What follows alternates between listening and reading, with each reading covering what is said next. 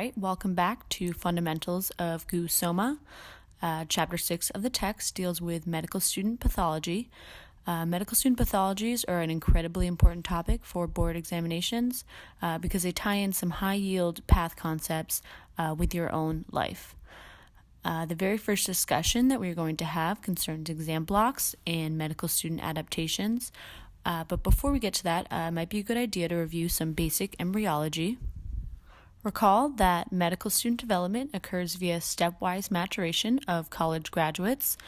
The undergrad is the progenitor student. Now, the undergrad is pluripotent, meaning it has the ability to produce both liberal arts majors, business kids, science majors, engineers. But one key thing to know is that ultimately what defines a medical student's potential of becoming a medical student is completion of the medical college admission test, otherwise known as the MCAT. Board examiners love to test this fact, so keep that in mind. When students complete the MCAT, they are referred to as pre-med, and it is these pre-med students that ultimately give rise to medical students. Now let's go over some common features of pre-meds. Like I said before, medical students are derived from pre-meds. One common characteristic of a pre-medical student is medical missionships. The idea here is that students can show off their interest in medicine while simultaneously establishing their charitable character for applications. Other characteristics include being president of a club at their undergrad institution, as well as liking Grey's Anatomy. Now, one high-yield feature of a pre-med that is giveaway on board examinations is participation in obscure undergrad or post-grad research. Oftentimes, this research involves pipetting and playing with mice. So if you see a question vignette with a 23-year-old doing wet lab research with no intention of getting a PhD, think pre-med. And finally, pre-meds reach full development into medical students when they make a social media post in their white coat. And this is often in the form of a new Facebook profile picture. So I think the best way to understand this is with an example of a gross specimen. Seen here is a classic example of a white coat profile picture. This is pathognomonic for a new medical student. I repeat, this is pathognomonic for a new medical student. You can clearly identify the bright-eyed and bushy-tailed medical student by the short white coat. Another white coat giveaway on gross exam is the presence of both jolly old doctors as well as medical student deans.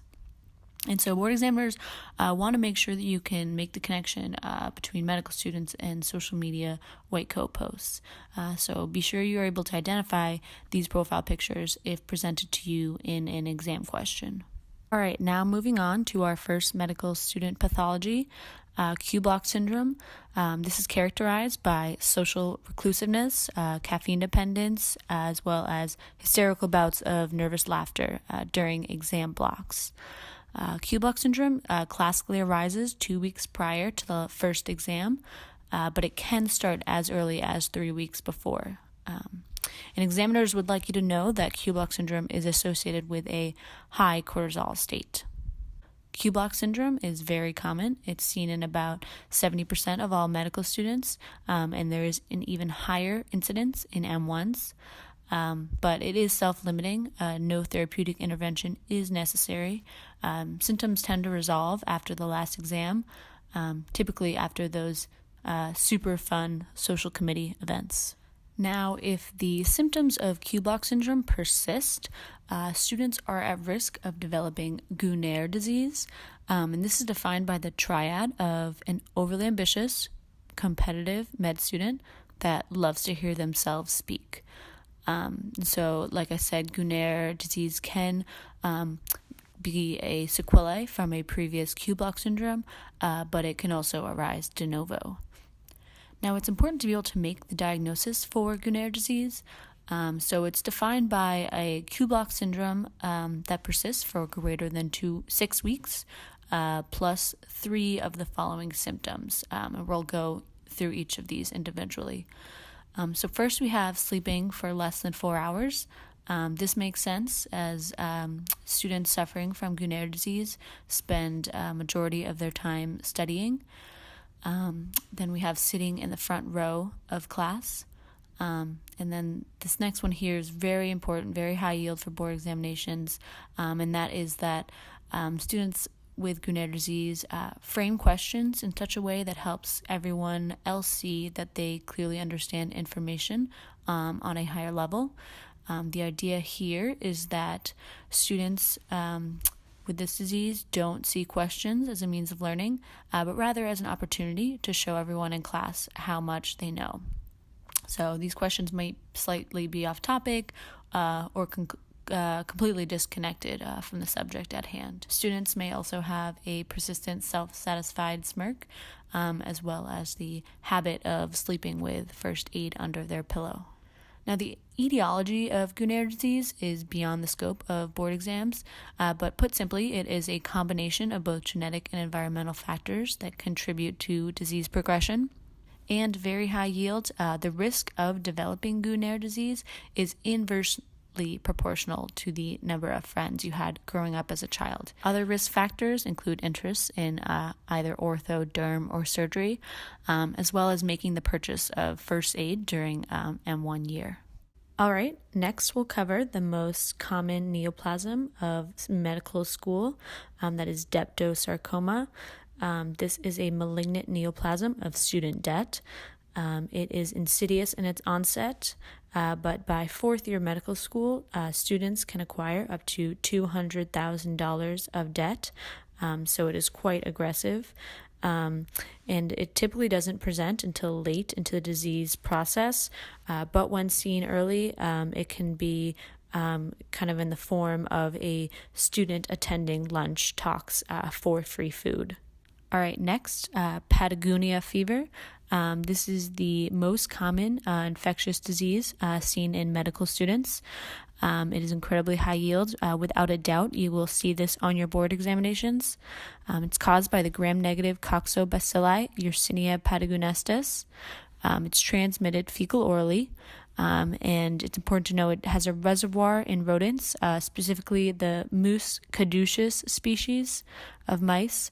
You see increasing incidence in during winter months, and students infected with the bacterium present with a gray discoloration of skin, diaphoresis, and a fever. Library seat deficiency, otherwise known as LSD. This is a severe deficiency in DML study space, and it is caused by M1 team-based learning. So to better understand the pathology of LSD, it's good to go over some basic anatomy. So we'll draw here the second floor of the library. Recall that the library has two staircases on opposite corners. It is also lined by a layer of study cubbies on both sides, as well as a central area of reserved rooms for team-based studying. Now, typically the library is about 75% saturated with students on a daily basis. So you'll have, a couple of students here and there. You'll have some students in the group study rooms, but it won't be completely filled. Now, when there is a M1 TBL, all the students from the third floor will be redirected to the floors below. And that's the key problem in LSD. When all those students relocate, that's going to increase the student volume. And so what you'll see is students will take up all the remaining seats and fill all of the study rooms.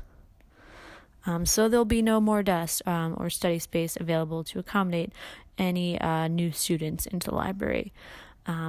So you'll have students, without any place to study, and they'll just stand here awkwardly. Now, the library will respond acutely by introducing weird chairs in the corners of the library, as well as awkwardly placed tables.